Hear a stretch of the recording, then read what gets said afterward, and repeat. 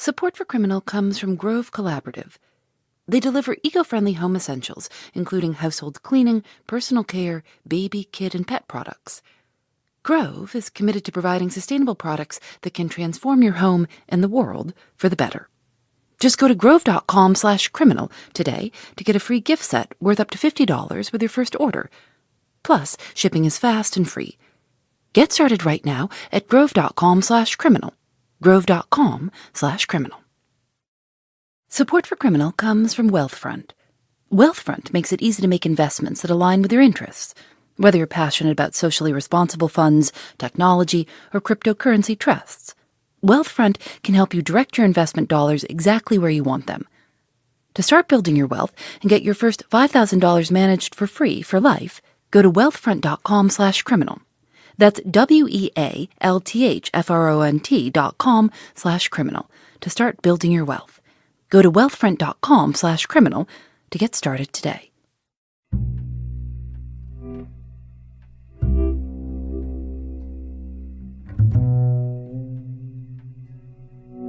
There was a gentleman who had been living there for quite some time and had been without heat since the previous November, and that was actually around the last time that he'd been seen live. This is Kathleen Vernon. She's the coroner for Albany County in southeastern Wyoming. In 2012, she was called to a small cabin out on the prairie, not far from Laramie, where she lives. And one of his family members had finally called in to the sheriff's department to go check on him. And they had found that he was no longer living. It was January and 32 degrees inside the cabin. What they found was basically a mummified body. When Kathleen got the body back to the lab and began the autopsy, things got even more bizarre.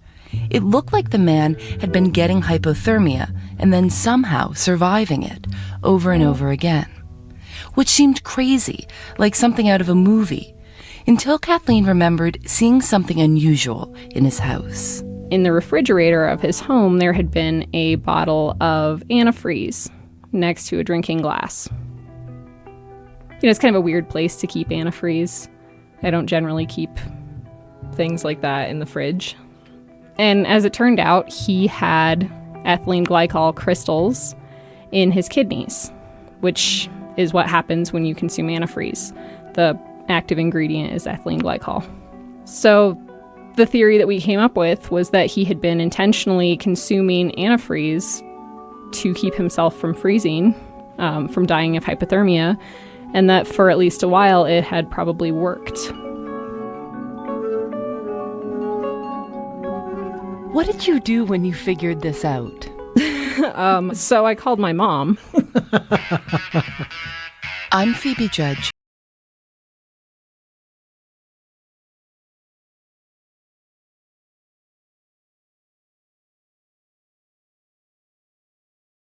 You said, "I'm going to call my mom," and the police officers around you laughed, and one of them said, "Yeah, you don't know her mom."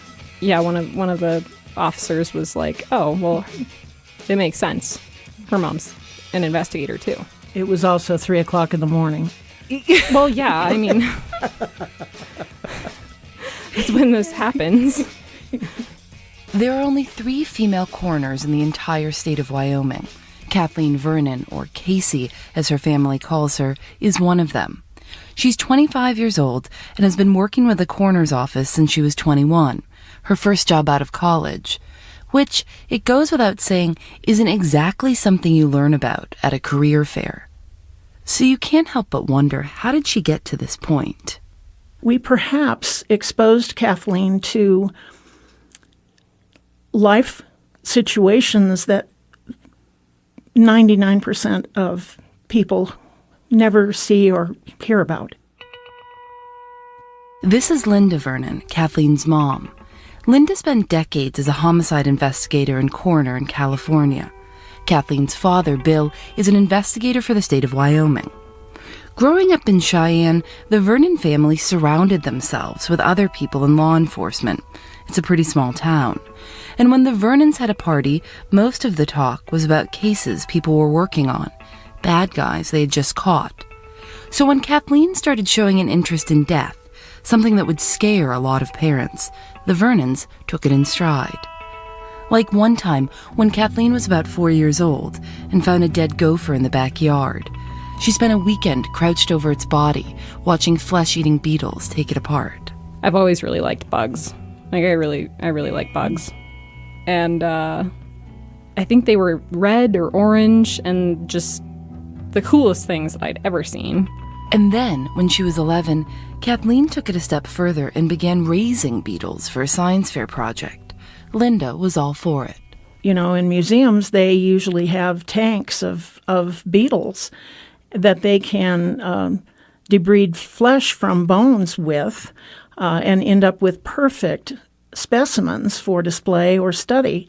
And she said, I want to do that. So I called the Museum of Natural History in Denver and got a hold of the curator. And he kindly sent her a box of beetles from his tank. And so for many weeks, we had a 20-gallon aquarium in our living room full of bugs and dead things. And would you all just sit around watching it kind of on the couch like it was a television? No. But she had to keep track of what they were doing and watch very carefully, because one of the specimens that she put in there was a bird, and they have very tiny bones, and these bugs will completely consume the tiny bones on a small specimen like that. And we also did not kill anything for her to do this. A bird flew into our living room window as happenstance, karmic happenstance, I think. And so she collected that and put it in there first.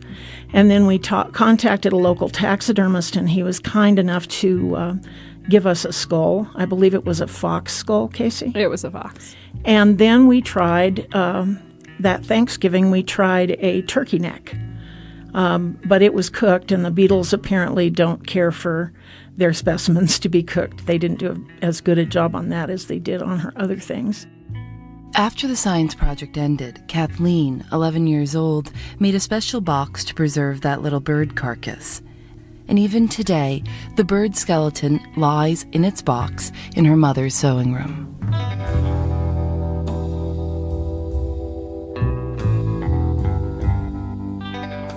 When Linda gave birth to Kathleen, she stopped working as a homicide investigator and coroner. But she couldn't actually give up the work she loved so much. So she began writing for police trade publications like Police Magazine and Police Chief Magazine. Once, Linda was writing about blood spatter and recreated a crime scene in the house with real blood, her own blood. I went to visit our family doctor. I explained what I was doing and asked him if he would draw a vial of my blood for me to use, because I certainly wouldn't have wanted to use an unknown specimen of blood, for example.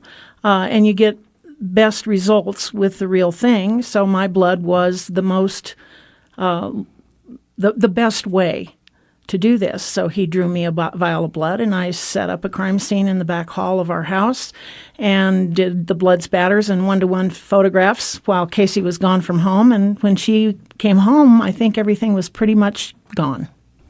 And what did you say to her? What did you say to Kathleen when she was a little kid? How did you explain to her that there are people who do bad things sometimes and they can result in terrible injury or in death? Pretty much exactly that way. My husband and I both strongly believe that if a child is intelligent enough to formulate a question, they deserve a truthful answer. And that is what she always got. Life is often not very pretty, but by the same token, it is often extraordinarily beautiful. And we tried to impart both those things to her. Eventually, Kathleen moved out. She went to college. But unlike a lot of kids, Kathleen didn't leave her childhood interests at home. When she was in school, she called up the county coroner and told him she wasn't afraid of gruesome things. She said, "I'm not afraid of death, and I'd like to go out on a call with you." I had just turned 21. It was like 6 days after my 21st birthday. And he called me. I was at a concert in town. And he said, we have a call. Do you want do you want to go? And of course, I think I knocked my chair over getting up to leave. That night, she saw her first dead body. The coroner gave her a camera and told her to take photographs of the scene. It was a man who died of a stomach bleed. And I thought it was just the most fascinating thing I'd ever seen, because I realized that you could piece together what this person's life had been like from the things that were in his house, from, his life in a holistic sense, what day-to-day life was like, down to what was that last night like. After that first body, she was hooked. Now she works for the county. The coroner is an elected position, and she's serving her first term, about to run for re-election. Kathleen says she gets about 80 bodies a year. But the weird thing is that the work isn't steady.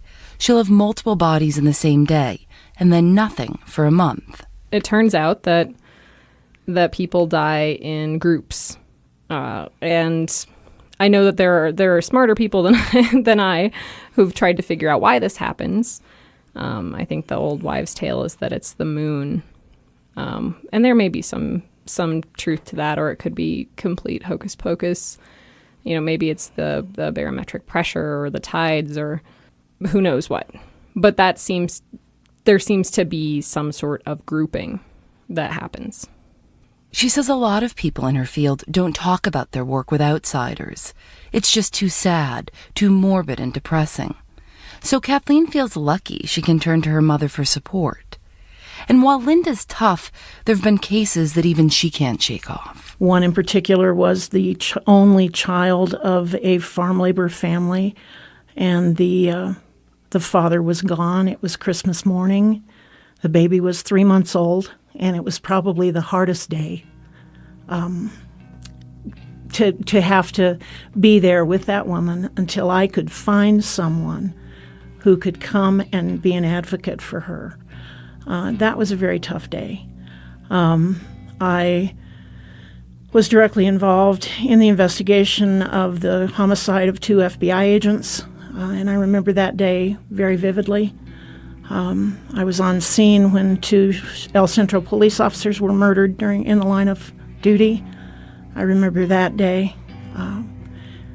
But you keep those things, like I explained to Casey, you keep those things in little boxes, and you shove them down as far as you can, and every once in a while you take them out and look. And I think it keeps you honest.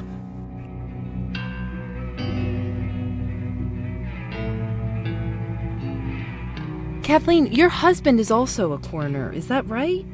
Yes. Okay, so basically everyone you're surrounded by is in some way involved with law enforcement or death. I wonder, what do you talk about at Thanksgiving? If I can interject. Yeah, Casey please. came home when she was a teenager and looked at me after having spent a weekend with a friend, I think, and said, "Mom, do you have any idea how profoundly different our dinner table conversation is than anyone else's?" It's an abiding thing. I mean, it's something we've talked about all of her life, and the cycle continues, apparently. So much of what you do as a parent has an effect on your kid. And when so much of the family is in the business of death, well, your kid becomes a coroner and then gets married to another coroner. It's a little unclear how Kathleen feels about being so exposed to crime and death as a kid. I don't think there's anything necessarily wrong with the way that I was raised or with how I turned out. I mean, I have a career. I'm, relatively well adjusted for a person of my age and so forth.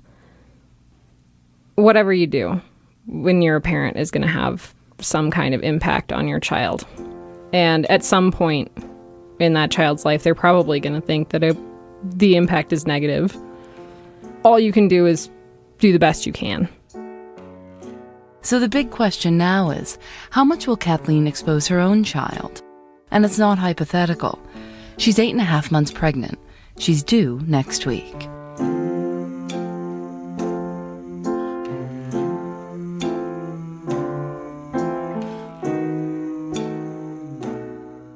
Criminal is produced by Eric Mennel, Lauren Sporer, and me. Julianne Alexander does our cover art. Special thanks to Becky Martinez. If you like the show, you can subscribe on iTunes. You can get in touch with us at thisiscriminal.org or on Twitter @CriminalShow. I'm Phoebe Judge, and this is Criminal.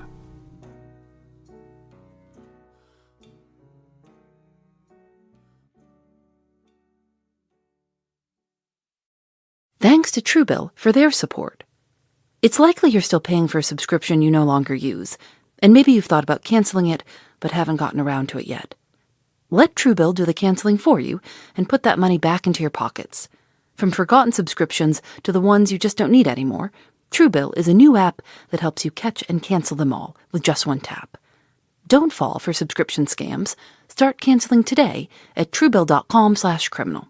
Go to Truebill.com/criminal. It could save you thousands a year.